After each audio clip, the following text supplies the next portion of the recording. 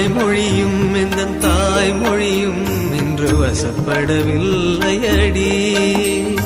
வயிற்றுக்கும் தொண்டைக்கும் உருவமில்லா ஒரு உருண்டையும் உருளுதடி. காத்திருந்தால் எதிர்பார்த்திருந்தால் ஒரு நிமிஷமும் வருஷமடி.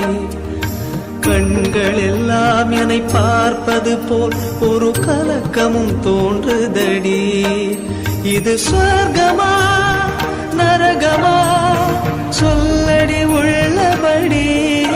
நான் வாழ்வதும் பிழை கொண்டு போவதும் உன் வார்த்தையில் உள்ளதடி.